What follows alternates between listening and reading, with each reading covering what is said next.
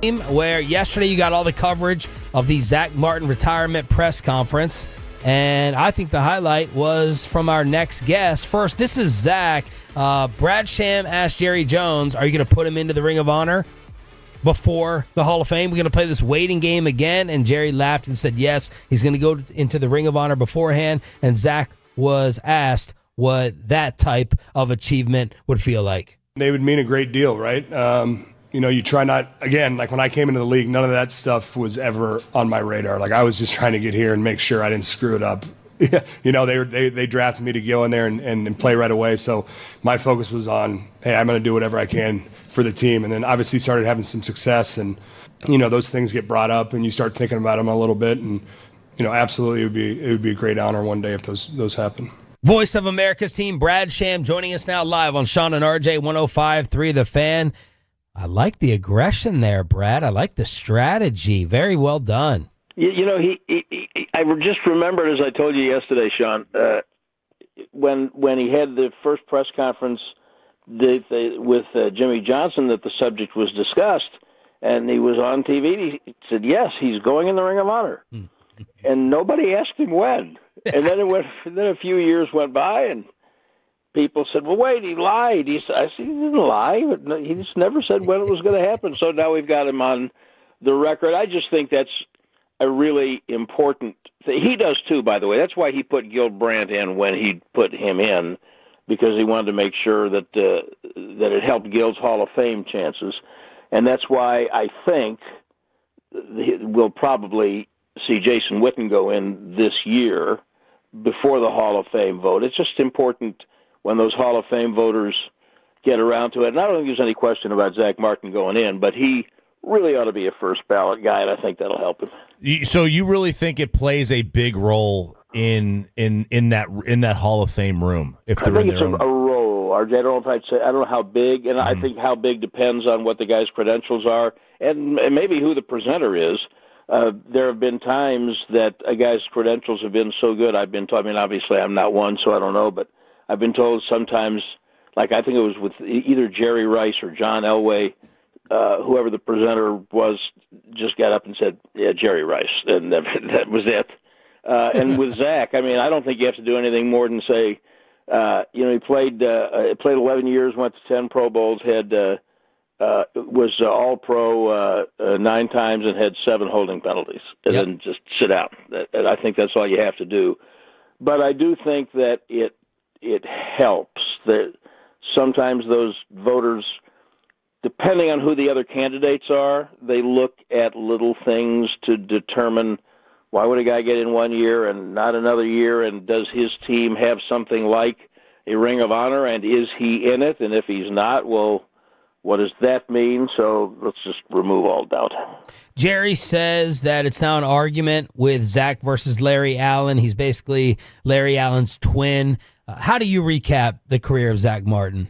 Well, it was brilliant. I think that Larry was more athletic. I don't think Zack would argue with me. Don't forget, Larry played every position but center. And like Cornell Green, he was all-pro at more than one. So now Zack probably could have. In fact, he used to get irritated with me the first couple of years that he was in the league, because remember, he was a tackle at Notre Dame, and there was a little uncertainty for a year or two when he first came in about whether he might help them more at tackle, and he used to get annoyed when I'd ask him privately or publicly, "Are you thinking about moving a tackle?" "No, I'm not moving a tackle." But he could have. But I think Larry was a little more athletic and did play multiple positions. But, we all suffer from recency bias, and so there have been a time or two in the last couple of years when, as the years have taken their toll, he might not have been quite as consistent as he was 3 or 4 years ago. But I don't think there's any shame in being second to Larry Allen. And I would say Kevin Sherrington, I think, somebody asked me this a couple of weeks ago about where I would put him on the teams offensive line list, and I said I think I'd put him behind Larry and Eric Williams probably third. And if Eric Williams had not been in that car wreck in the early 90s, he would have been a surefire Hall of Famer. But that's how good he was. But, again, there's no shame in being second to Larry Allen at anything. So we all know that Jerry embraces hyperbole from time to time, but I don't think he was too far off in comparing him to Larry Allen. Brad Sham here on 105.3 The Fan. And what about the man? What about the teammate? What about the guy behind the scenes? So that's, of course, the best part. There's a lot of great players. And, in fact, I'll tell you, I remember one time near the end of Larry's career at a practice. It was a regular season. I don't know what the hell we were all doing out there, but I remember Troy Aikman, and he might deny it because he might not want to say it publicly, but I remember Troy trying to get Larry to be more aggressive as a leader. Troy knew that he was at the end of his time, and he believed that Larry was so great that he could literally own the locker room, and that just wasn't Larry's personality. It's Zack's. He doesn't want to own it. Zack understands who Dak Prescott is, and who Sean Lee was, and everybody knows who the alphas are. But the great thing about that is when you're one of those guys, you never have to say it. Yeah. And as he progressed and got better, then you grow into that stuff. You don't walk in the door being like that. As he said, he walked into a room and it was a pretty good room, and then he had to kind of fit in with it, and then suddenly they're fitting in with him. I don't know that he had more physical ability, although we're doing apples and oranges here, than Tyron Smith, but that wasn't Tyron's personality. But Zack fit that leadership role naturally. I don't know how good Terrence Steele is or will be, but I do know that about 3 years ago, when did he come in? 2000 in the COVID year? Yeah, maybe about 3 years ago. He started off a season with Steele, I'm talking about, with a tough game, several penalties, and I came in the locker room after the game, and I saw Zack kind of lifting Steele up emotionally. Don't get down. You can do this, and that he was that kind of guy. Superb character, and you couldn't draw up a better one. Brad, do you go into the draft looking to replace Zack in the first round, or are you strictly like a best player? I'm strictly a best player. It's hard to say the beauty of it.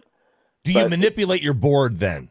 No, don't forget, he really didn't help him much last year. Right. He was struggling before he had to go out. He was already playing hurt, and then they missed him half the year. So they know what it's like to play without him.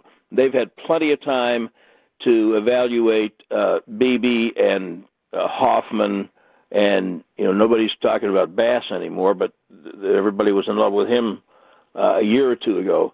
I'm strictly, RJ, a best player guy, except at 12, I don't see a quarterback in this draft who, if he fell to 12, that I would take. And I don't think, although there are some really exceptional tight ends, I don't think I'd take one of those guys at 12. After that, they just need so much. If there's a guy who is going to be a Pro Bowl player, this is what I want out of the draft. I want a Pro Bowl player in one of the first two rounds, and the other round I want a walk-in starter, solid guy from day one, and I don't care if it's offensive line, defensive tackle, linebacker, wide receiver, or cornerback. And those positions, then what you do is you put those things up on the board, and then you say, okay, what we don't get on Thursday, what can we approximate on Friday? And then to a degree Saturday, although without a fourth, you're a little bit hamstrung. But that's why I'm not necessarily in favor of a running back at 12. And I love Ashton Genty. I've watched him a lot, and there are others who are obviously really good. But I am fairly confident there's going to be a really good running back in the third round. And those other positions, they are desperate at. So I'm going to at 12, I'm going to kind of let the board dictate things to me. And then don't forget those trades that pop up at the end. You know, they traded down to get to Parsons, and sometimes a CD Lamb falls to you. So some of it you have to just let happen. But I'm a best player guy because they have so many needs. Brad Sham, voice of America's team on 105.3 The Fan. So they're freeing up all this money now.